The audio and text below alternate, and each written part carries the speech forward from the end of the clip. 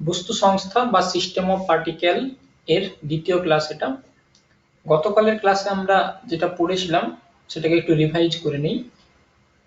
আমরা বলেছিলাম যে একটা সংস্থার কাইনেমেটিক্স রিলেটেড প্রপার্টিগুলো সম্বন্ধে আমরা জেনেছিলাম। কি কি ছিল? একটা বলেছিলাম তোমার ভর কেন্দ্র বা সেন্টার অফ মাস, আর বলেছিলাম velocity of centre of mass, ভর কেন্দ্রের বেগ, আর সিস্টেমটার মোট ভর বা টোটাল মাস, সিস্টেমটার মোট ভরবেগ, আর হচ্ছে যে সিস্টেমটার মোট ত্বরণ। এইগুলো হলো বস্তু সংস্থা বা সিস্টেমটার মেকানিক্যাল প্রপার্টি। আর প্রপার্টি সম্বন্ধে দুটো কনসেপ্ট এক্সট্রা অ্যাড করেছিলাম। কি কি? একটা বলেছিলাম তোমার ম্যাক্রোস্কোপিক প্রপার্টি, আর একটা বলেছিলাম মাইক্রোস্কোপিক প্রপার্টি। ম্যাক্রোস্কোপিক প্রপার্টি বলতে পুরো হোল সিস্টেমটাকে যখন উপর থেকে অবজার্ভ করব, হোল সিস্টেমটার প্রপার্টি। আর মাইক্রোস্কোপিক প্রপার্টি বলতে ওই সিস্টেমটা যে সমস্ত পার্টিকেল নিয়ে তৈরি, সে সমস্ত পার্টিকেলগুলোর যে মেকানিক্যাল প্রপার্টিগুলো ছিল। আর সেন্টার অফ মাস সম্বন্ধে আমরা ডিটেলসে শিখেছিলাম। কি বলেছিলাম? যে সেন্টার অফ মাসের ডেফিনেশনটা সেটা হলো এরকম, equals to summation over M I R I equals to 1 to n। এবং কন্টিনিউয়াস অবজেক্ট এবং ডিসকন্টিনিউয়াস অবজেক্ট দু ধরনের বস্তু পেয়েছিলাম। ডিসকন্টিনিউয়াস অবজেক্ট যেটা, সেই ধরনের অবজেক্টের ক্ষেত্রে আমি সামেশন ওভার লাগিয়েছিলাম। আর কন্টিনিউয়াস অবজেক্টের ক্ষেত্রে কি বলেছিলাম? যে integration r vector dm by integration dm equals to r centre of mass. আর কতগুলো স্পেশাল কন্ডিশন আমি শিখেছিলাম। সেন্টার অফ মাস সম্বন্ধে একটা এক্সট্রা কনসেপ্ট আমি এখানে অ্যাড করে নিই। সেই কনসেপ্টটা কি? সেই কনসেপ্টটা হলো যে যদি যদি তোমার নির্দেশতন্ত্র বা ফ্রেম অফ রেফারেন্স, যেটাকে আমরা বাইরে ধরেছিলাম, অর্থাৎ ধরো তোমার ফ্রেম অফ রেফারেন্স ছিল এই জায়গাটায়, আর এখানে একটা পার্টিকেল ছিল, সেই পার্টিকেলটার পজিশন ভেক্টর r1 কোথা থেকে? সেন্টারটা থেকে। আর একটা পার্টিকেল ছিল, তার পজিশন ভেক্টর ধরো সেন্টারটা থেকে r2 ভেক্টর। তাহলে এই দুটো সেন্টার অফ মাস বলেছিলাম এরকম একটা জায়গায় তৈরি হবে, যেটা সেন্টার থেকে ওই সেন্টার অফ মাসের পজিশন ভেক্টর হবে আর সিএম। এখন বলছি যে এই যে রেফারেন্স ফ্রেমটা যেখান থেকে আমি সমস্ত কিছু মেজার করছি, সেটাকে যদি ওই সেন্টার অফ মাসে ধরে নিই, অর্থাৎ আমার যেখানটায় সেন্টার অফ মাস আছে সেই জায়গাটায় আমি আমার নির্দেশতন্ত্র বা রেফারেন্স ফ্রেমের অরিজিনটাকে যদি লাগিয়ে দিই, সেক্ষেত্রে কি হবে? সেক্ষেত্রে দেখো সেন্টার অফ মাসের পজিশন কোথায় হচ্ছে? অরিজিনে, মানে জিরোতে, 0,0,0 এই পজিশনে। তার মানে এটার পজিশনটা কি হবে? জিরো হবে। এটার পজিশনটা কি হবে? জিরো হবে। মানে বাম দিকের পোর্শনটা কি হয়ে যাবে তোমার? জিরো। সেক্ষেত্রে সমীকরণটা কি দাঁড়াচ্ছে? সমীকরণটা দাঁড়াচ্ছে summation over M I R I is equals to 1 to n equals to 0। কখন? না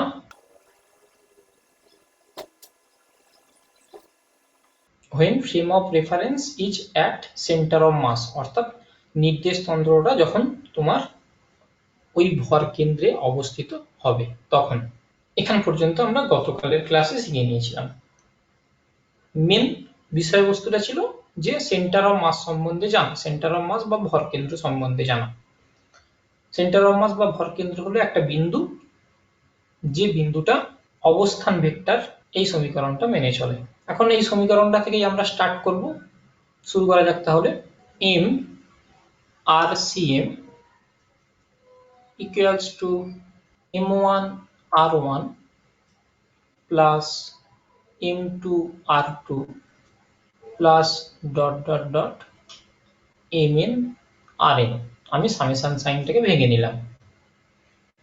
এখন ইকুয়েশনের বোথ সাইডকে আমি ডেরিভেটিভ করে নিচ্ছি। T of M R CM equals to dt of m1 r1 plus m2 r2 plus mn rn। এখন m টার্মটা constant term, সেই constant টার্মটা বাইরে বেরিয়ে যাবে। m d dt of r cm equals to, এখানেও একই জিনিস, m1 টার্মটাকে বাইরে বার করে নিচ্ছি, d r1 by dt plus m2 d r2 by dt plus dot dot dot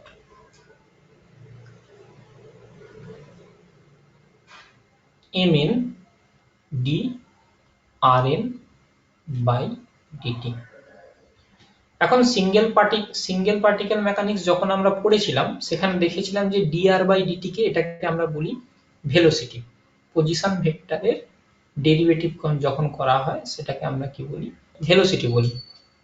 তাহলে এটাকে আমরা কি লিখবো এখন, m velocity of center of mass equals to m1 v1 plus m2 v2 plus dot dot dot mn vn। এটা হলো আমার দ্বিতীয় ইকুয়েশন, যে ইকুয়েশনটা আমাদের মনে রাখতে হবে। এই ইকুয়েশনটা কি বলছে, এই ইকুয়েশনটা বলছে যে এই v1 v2 vn এগুলো হচ্ছে যে প্রত্যেকটা যে সাবস্টিটিউয়েন্ট পার্টিকেল গুলো ছিল সেই পার্টিকেল গুলোর ভেলোসিটি। v1 হচ্ছে যে প্রথম পার্টিকেলটা যেটা আছে তার ভেলোসিটি বা বেগ, v2 টা হচ্ছে যে দ্বিতীয় পার্টিকেলটার বেগ বা ভেলোসিটি, vn হচ্ছে nতম পার্টিকেলের ভেলোসিটি বা বেগ। আর এখানে একটা নতুন টার্ম পেলাম, v of centre of mass. এটাকে কি বলবো, এটাকে বলবো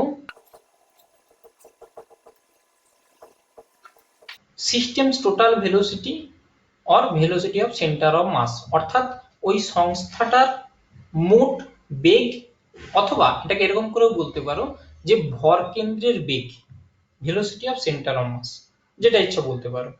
তাহলে এক্ষেত্রে কি দাঁড়ালো, এই যে প্রপার্টি গুলো আছে v1 v2 vn, এই প্রপার্টি গুলো হচ্ছে তোমার মাইক্রোস্কোপিক প্রপার্টি।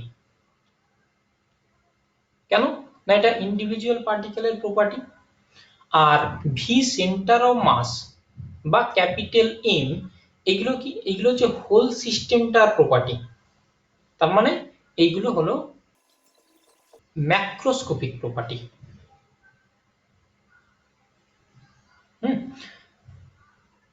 এইভাবে আমরা একটা সিস্টেমের মাইক্রোস্কোপিক প্রপার্টিগুলোর সাথে ম্যাক্রোস্কোপিক প্রপার্টিগুলোকে এক একটা ইকুয়েশনের মাধ্যমে কানেক্ট করছি।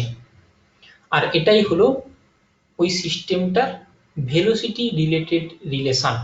তাহলে ভেলোসিটি রিলেটেড রিলেশনটা আমরা কি পেয়েছি, সেটা হলো এরকম, capital M V centre of mass is equals to m1 v1 plus m2 v2 plus dot dot dot mn vn। এখন আমরা যখন সিঙ্গেল পার্টিকেল মেকানিক্স যেটা সেটা পড়েছিলাম সেখানে আমরা মোমেন্টামের ডেফিনেশন করেছিলাম। মোমেন্টামের ডেফিনেশন ছিল p is equals to m into v। তো এই প্রতিটা টার্ম লক্ষ্য করো, m into v m into v m into v আছে, অর্থাৎ আমি এটাকে বলতে পারি p1 plus p2 plus dot dot dot pn equals to, এই পুরোটাকে আমি কি বলছি, পি সেন্টার অফ মাস। এটা হলো আমার তৃতীয় ইকুয়েশন এবং এটা খুবই গুরুত্বপূর্ণ একটা ইকুয়েশন। এই ইকুয়েশনটা কি বলছে? এই ইকুয়েশনটা বলছে যে একটা সিস্টেমের টোটাল মোমেন্টাম, অর্থাৎ এই জিনিসটা কি, এই জিনিসটা হচ্ছে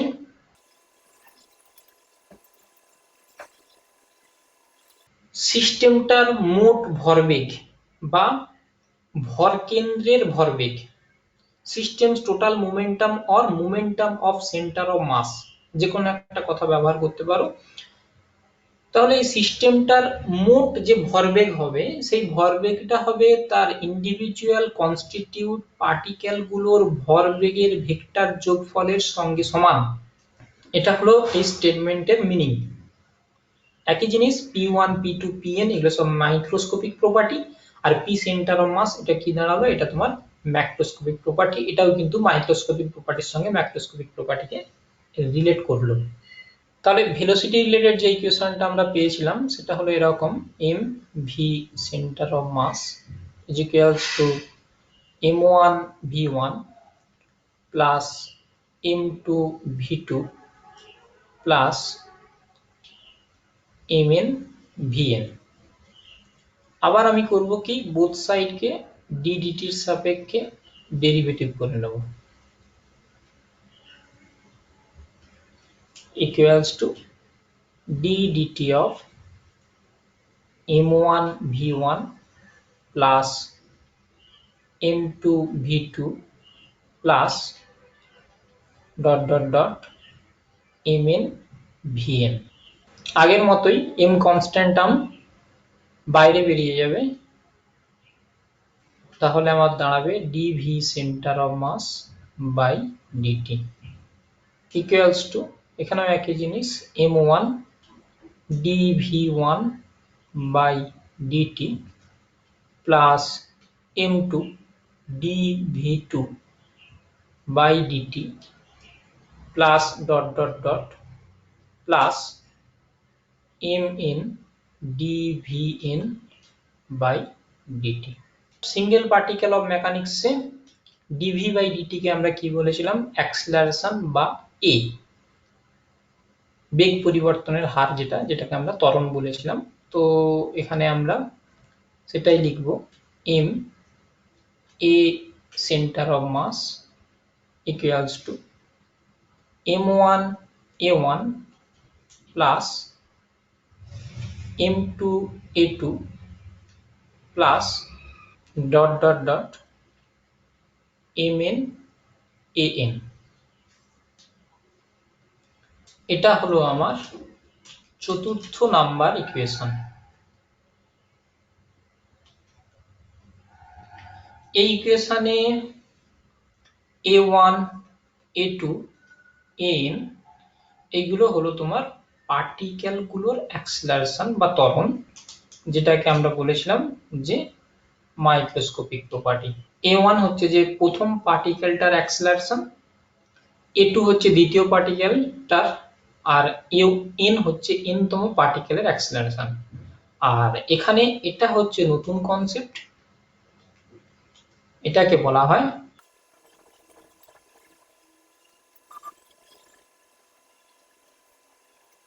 একই জিনিস আগের মতোই, total acceleration of the system or acceleration of centre of mass, অর্থাৎ ভরকেন্দ্রের ত্বরণ অথবা সংস্থান মোট ত্বরণ। এই দুটোর মধ্যে যে কোনো একটা কথা তুমি ব্যবহার করতে পারো, কোনো সমস্যা নেই। সমীকরণ দুটো, এই যে 4 নাম্বার সমীকরণ আর এখানে তোমার এই যে 2 নাম্বার সমীকরণ, এই দুটো সমীকরণ লক্ষ্য করো, ভি এর সঙ্গে ভি এর কিন্তু ডাইরেক্ট কোনো রিলেশন নেই, এম দিয়ে গুণ আছে। আগেরটাও ভরকেন্দ্রের সমীকরণটা দেখো, আর এর সঙ্গে আর এর ডাইরেক্ট রিলেশন নেই, এম দিয়ে গুণ করে তারপর তাদের মধ্যে সম্পর্ক তৈরি করা হয়েছে। কিন্তু ভরবেগের সমীকরণটা লক্ষ্য করো, সরাসরি সম্পর্ক আছে। ওই জন্য এটা আরো গুরুত্বপূর্ণ অনেক পয়েন্ট অফ ভিউ থেকে, আস্তে আস্তে বুঝতে পারবে এর গুরুত্বটা। তো এই সমীকরণটা কি বলছে, যে প্রতিটা পার্টিকেলের যে ভরবেগ আছে সেই ভরবেগ গুলোকে ভেক্টর যোগ করে দাও, ভেক্টর যোগ করে দিলে তুমি কি পাবে না, পুরো সিস্টেমটার মোট ভরবেগ। এতক্ষণ পর্যন্ত তাহলে কি জানলাম, একটা সংস্থার ভরকেন্দ্রের অবস্থান জানলাম, একটা সংস্থার মোট বেগ জানলাম, সংস্থার মোট ভরবেগ জানলাম, আর সংস্থার মোট ত্বরণ সম্বন্ধে আমরা জেনে নিলাম। দেখো, এই যে আগের দিন আমি একটা সংস্থার বিভিন্ন ধরনের যে প্রপার্টি গুলোর কথা আমি বলেছিলাম, আজকে সেগুলোকে সব ডিফাইন করে নিলাম এবং একটা করে রিলেশন সবগুলো থেকে পেলাম। প্রথমত সেন্টার অফ মাস সম্বন্ধে গতকালের ক্লাসে জেনেছি, আজকে velocity of centre of mass সম্বন্ধে জানলাম, টোটাল মাস সম্বন্ধে গতকালের ক্লাসে জেনে নিয়েছি, টোটাল মোমেন্টাম সম্বন্ধে জানলাম, টোটাল অ্যাক্সিলারেশন সম্বন্ধে জানলাম। অর্থাৎ সমস্ত মেকানিক্যাল প্রপার্টি সম্বন্ধে প্রিলিমিনারি যে কনসেপ্ট গুলো আছে সেই সমস্ত কনসেপ্ট গুলো আজকে গেইন করলাম। কাইনেমেটিক্স চ্যাপ্টারটা এখানেই শেষ। এরপর ছিল কি কাইনেটিক্স চ্যাপ্টার।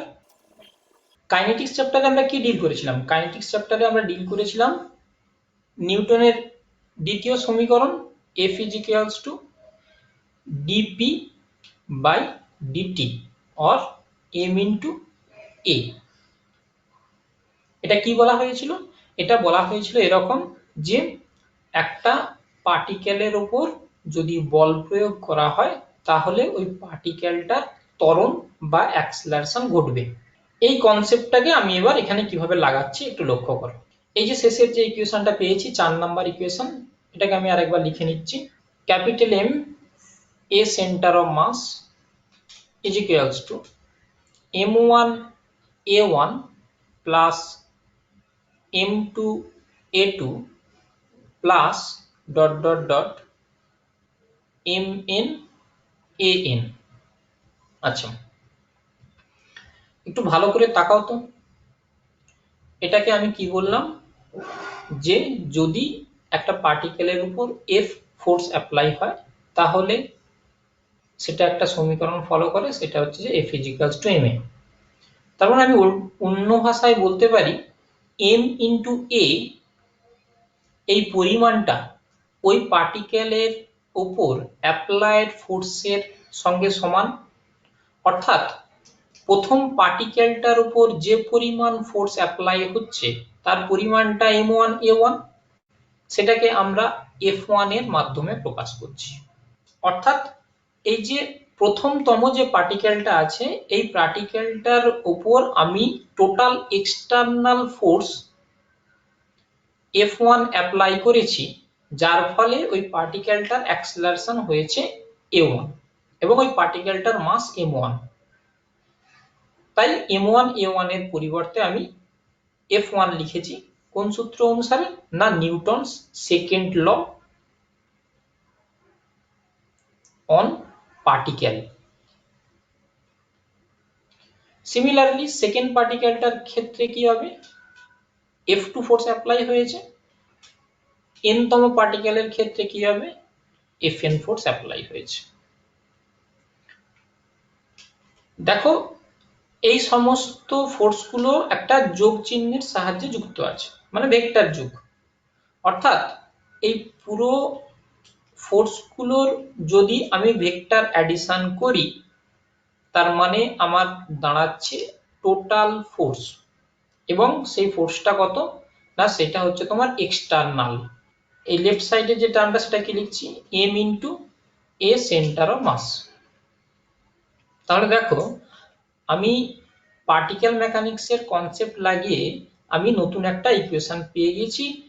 এই ইকুয়েশনটাকে বলা হয় Newton's second law for system of particle. বস্তু সংস্থার উপর যদি আমি নিউটনের দ্বিতীয় সূত্র প্রয়োগ করতে চাই তাহলে সেই দ্বিতীয় সূত্রের সমীকরণটা দাঁড়াবে এরকম। এবং এখানটায় লক্ষ্য করো, দুটো লেখা একটু লক্ষ্য করো, কি একটা হচ্ছে তোমার টোটাল আর একটা হচ্ছে এক্সটার্নাল। টোটাল বলতে ওই সিস্টেমটার উপর যত ধরনের এক্সটার্নাল বাইরে থেকে যত ধরনের ফোর্স অ্যাপ্লাই হয়েছে সমস্ত ফোর্সগুলোর ভেক্টর যোগফল। আর এক্সটার্নাল কেন? কেবলমাত্র বাইরে থেকে যে সমস্ত বল প্রযুক্ত হয়েছে সেই সমস্ত বলের কথা বলা হয়েছে। তাহলে ইন্টারনাল ফোর্স কোথায় গেল? কারণ একটা সিস্টেমের মধ্যে দুটো যদি পার্টিকেল থাকে সেই পার্টিকেলটা একটা অপরটার উপর ইন্টারঅ্যাকশন অ্যাপ্লাই করতে পারে। এখন ইন্টারনাল ফোর্স গুলো কি হয়, পরস্পর পরস্পরকে ক্যান্সেল করে দেয়। এই কনসেপ্টটা আমি একটা উদাহরণের সাহায্যে বোঝাচ্ছি। দেখো, আমি করছি কি, দুটো পার্টিকেল নিয়ে একটা সিস্টেম তৈরি করছি। এখন এটা হচ্ছে তোমার প্রথম পার্টিকেল। এই প্রথম পার্টিকেলের উপর একটা এক্সটার্নাল ফোর্স অ্যাপ্লাই হয়েছে, ধরো এই দিকে F1, আর দ্বিতীয় পার্টিকেলটার উপর একটা এক্সটার্নাল ফোর্স অ্যাপ্লাই হয়েছে, সেটা হচ্ছে যে F2 হলো। আচ্ছা, আর কি হচ্ছে, প্রথম পার্টিকেলটা দ্বিতীয় পার্টিকেলের উপর একটা ফোর্স অ্যাপ্লাই করেছে, force on second particle due to 1। Similarly second পার্টিকেলটা কি করেছে, প্রথম পার্টিকেলের উপর নিউটনের থার্ড ল অনুযায়ী একটা রিঅ্যাকশন অ্যাপ্লাই করেছে একসাথে, F অফ 1 ডিউ টু 2। এই যে সমীকরণটাতে এখানে লক্ষ্য করো, এই কথাগুলো এটা কি বলেছিলাম, এটা বলেছিলাম যে এ তম পার্টিকেলটার উপর মোট যে পরিমাণ ফোর্স অ্যাপ্লাই করা হয়েছে, এক্ষেত্রে কি দাঁড়াচ্ছে, 1 তম পার্টিকেলের উপর মোট কি পরিমাণ ফোর্স অ্যাপ্লাই করা হয়েছে, সেটা কি হবে, F1 plus F1 due to 2, এটা প্রথমতম। আচ্ছা, দ্বিতীয়তম পার্টিকেলের উপর কি অ্যাপ্লাই করা হয়েছে, F2 plus F on 2 due to 1, এটা equals to m a centre of mass. দেখো এটাই ছিল m a centre of mass, F1 plus F2, দুটো পার্টিকেল তাই F1 প্লাস F2 পর্যন্ত থাকবে। যদি n সংখ্যক পার্টিকেল হয় তাহলে n সংখ্যক পর্যন্ত আমায় গুণ যোগ করতে হবে, হয়েছে। আচ্ছা, এরপর আসি নিউটনের থার্ড ল। নিউটনের থার্ড ল কি বলেছে, F on 1 2 is equals to F on 2 1 minus প্রত্যেক ক্রিয়ার সমান এবং বিপরীতমুখী প্রতিক্রিয়া আছে, বিপরীতমুখী অর্থাৎ এই বল দুটোর মান সমান হবে কিন্তু একজন অপরজনের অপোজিট। এই ইকুয়েশনটাতে লক্ষ্য করো, আমি করছি কি, F অফ 2 1 এর জায়গায় আমি লিখে দিচ্ছি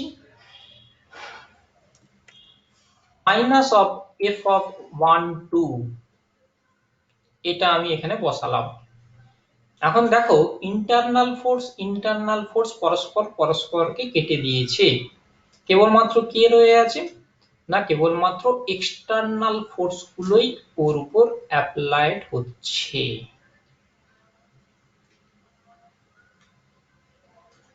সেই কারণে এখানে আমি এক্সটার্নাল লিখেছিলাম।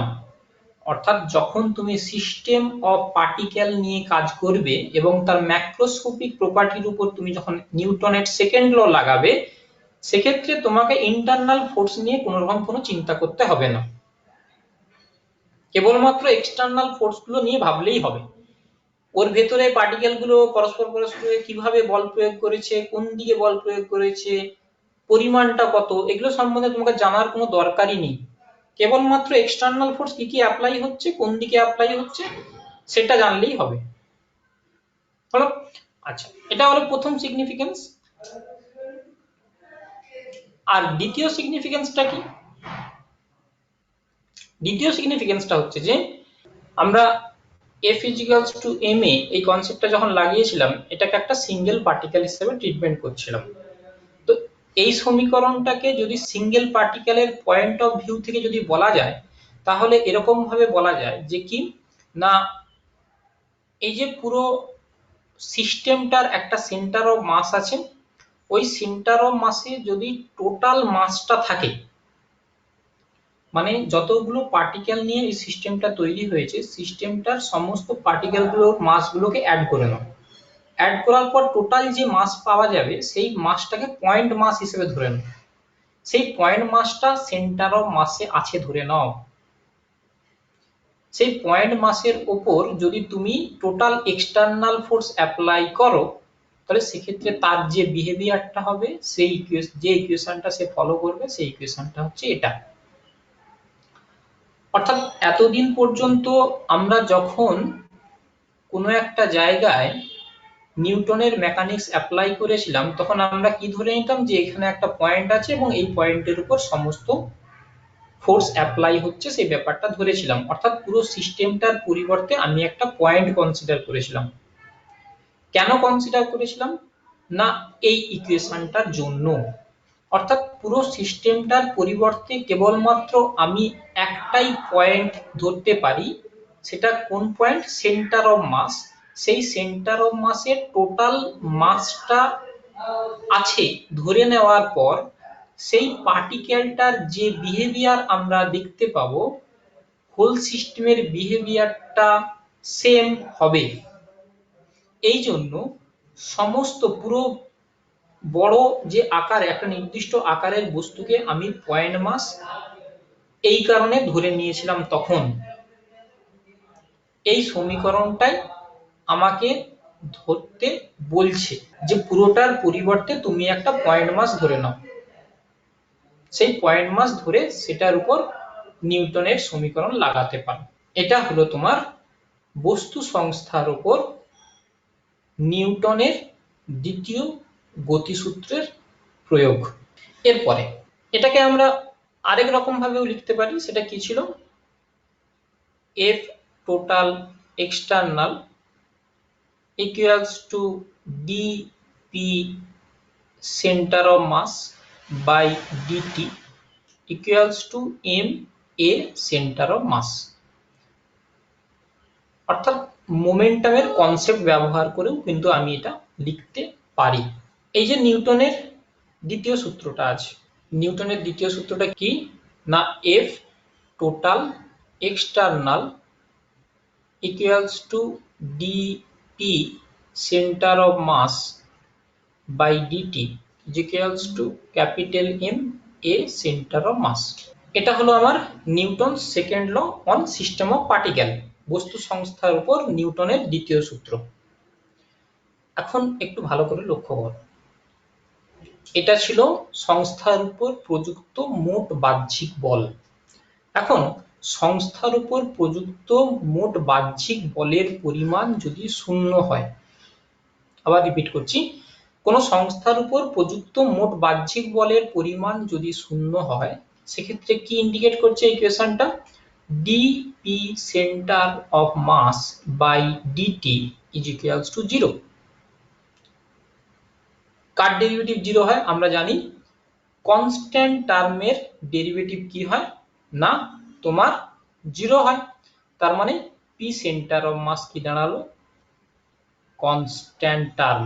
তাহলে এখান থেকে আমি একটা নতুন সিদ্ধান্ত পেলাম। কি সিদ্ধান্ত না, যদি বস্তু সংস্থার উপর বাইরে থেকে কোনো রকম কোনো বাহ্যিক বল প্রযুক্ত না হয়, তাহলে বস্তু সংস্থার মোট ভরবেগ সবসময় ধ্রুবক থাকবে। এটা খুবই খুবই খুবই ইম্পর্টেন্ট একটা সূত্র। প্রথমে আমরা পেয়েছিলাম কণার ভরবেগের সংরক্ষণ সূত্র, এখন আমরা শিখছি বস্তু সংস্থার ভরবেগের সংরক্ষণ সূত্র। আগের কনসেপ্টটা কেবলমাত্র একটা কণার উপর প্রযুক্ত ছিল, এখনকার কনসেপ্টটা একটা বস্তু সংস্থার উপর প্রযুক্ত। সেই বস্তু সংস্থার উপর মোট বাহ্যিক বলের পরিমাণটা যদি শূন্য হয়, কোনো রকম কোনো বাহ্যিক বল যদি সংস্থার উপর প্রযুক্ত না হয়, তাহলে ওই সংস্থার মোট ভরবেগ কি থাকবে না, ধ্রুবক থাকবে। এটাকে মাঝে মধ্যে পি টোটালও বলা হয়, খেয়াল রাখবে এটা। এই হলো ফোর্স মডেলের টোটাল কনসেপ্ট সিস্টেম অফ পার্টিকেলের ওপর। এরপর আমরা এই যে কনসেপ্টগুলো যেগুলো আমরা শিখে নিলাম, সেই কনসেপ্টগুলোকে আমরা নেক্সট ক্লাসে কিছু কিছু জায়গায় অ্যাপ্লাই করে দেখাবো।